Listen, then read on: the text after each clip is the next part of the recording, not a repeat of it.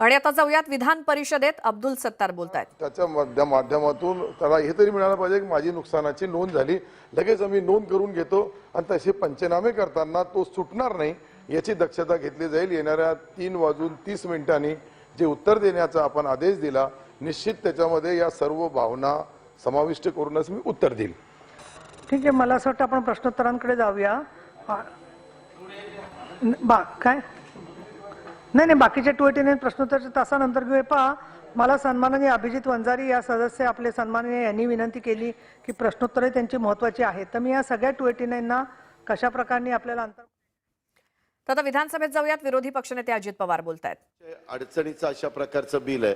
माझी विनंती होती सावे साहेब, आपण एकत्र बसू किंवा जॉईंट सिलेक्ट समितीकडे जर तुम्ही पाठवणार असाल तर तशी पण आम्हाला आमची मान्यता आहे की वरच्या आणि खालच्या सभागृहाची जॉईंट सिलेक्ट कमिटी करावी। कारण अध्यक्ष महोदय, 1960च्या ऍक्ट प्रमाणे सहकारी कायदा जो आहे त्या कायद्यालाच कुठंतरी अडचण निर्माण करणारं अशा प्रकारचं हे बिल आहे। अनिष्टता पावती खूप मोठ्या प्रमाणावर वेगवेगळ्या भागामध्ये त्याच्याबद्दल दुमत असण्याचं कारण नाही, पण या बिलाच्या निमित्ताने एवढा मोठा अधिकार हा सरकारकडे जातो। अध्यक्ष महोदय, आत्ताच्या काळात काय होतं, तुम्ही एखाद्या संस्थेचे प्रमुख आहात आणि त्या संस्थेने सरकारचं भाग भांडवल फेडलं तर मग सरकारचं फार त्याच्यावर अंकुश राहत नाही, सहकारातले सभासद तो संस्था चालवतात। इथं मात्र तसं नाही, त्यांनी भाग भांडवल फेडलं तरी देखील त्याच्यामध्ये सरकारला ज्यावेळेस वाटेल त्यावेळेस सरकार हस्तक्षेप करू शकतं आणि कारवाई करू शकतं। हे फक्त आमच्या ग्रामीण भागाच्या करता नाही, शहरामध्ये देखील अनेक प्रकारच्या हाऊसिंग सोसायटी असतात आणि हजारो सोसायटी असतात, त्यांनाही अडचणीचा अध्यक्ष महोदय ठरणार आहे। म्हणून साहेब, आमची विनंती होती की जॉईंट सिलेक्ट समितीकडे किंवा तुम्ही आम्ही देवेंद्रजींशी पण बोलू, आपण मुख्यमंत्र्यांशी पण बोलू आणि थोडंसं ह्याच्यामध्ये घाई असेल तर काय, त्याच्या मागचं कारण काय, एवढी घाई असायचं कारण काय, म्हणून अध्यक्ष महोदय हा मुद्दा मी उपस्थित केलेला, आपण विचार करावा। मंत्री महोदय,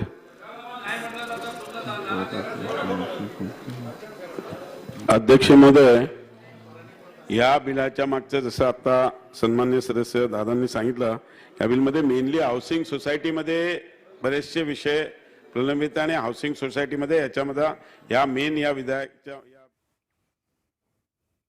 अवकाळीच्या नुकसानीचा मुद्दा हा विधान परिषदेमध्ये उपस्थित करण्यात आला आणि यावेळी राष्ट्रवादीचे गटनेते एकनाथ खडसे यांनी सत्ताधारी आमदारांना सुरत आणि गुवाहाटीच्या मुद्द्यावरून टोला लगावला। ऐकूयात। मला सांगावं की किती मंत्री बांधावर गेले। एक सत्तार साहेब कुठेतरी गेल्याचं चित्र मी पाहिलं, चित्रफीत पाहिली।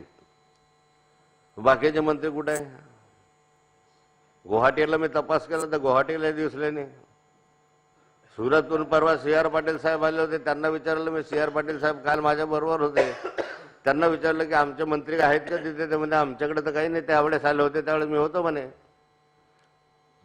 मग या ठिकाणी मंत्र्यांना वेळ नाही, या ठिकाणी प्रशासनातले निम्मे अधिकारी खालचे कर्मचारी संपावर आहे। आता सरकारी कर्मचारी संपावरती आहेत आणि शिवसेनेचे आमदार भरत गोगावले यांनी मोठं विधान केलं। याबद्दल कर्मचारी संघटना जर चर्चेला येणार नसतील तर वेगळा विचार करावा लागेल असा इशारा त्यांनी दिला। संपकऱ्यांनी टोकाची भूमिका घेऊ नये असं आवाहन त्यांनी केलं।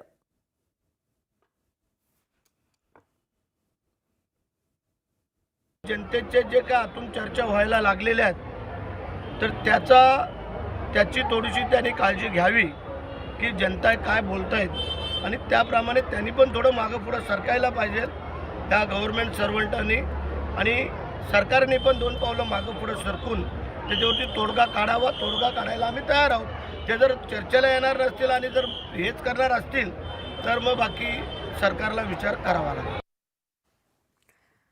आगामी निवडणुकांच्या पार्श्वभूमीवर भाजप नेत्यांकडून बैठक सत्र सुरू आहे। नागपुरात उपमुख्यमंत्री देवेंद्र फडणवीस आणि भाजपचे प्रदेशाध्यक्ष चंद्रशेखर बावनकुळे यांची बैठक पार पडली। रात्रीच्या सुमारास झालेल्या या बैठकीत संघटनात्मक बांधणी तसंच आगामी निवडणुकीबाबत चर्चा झाल्याची माहिती सूत्रांनी दिली आहे।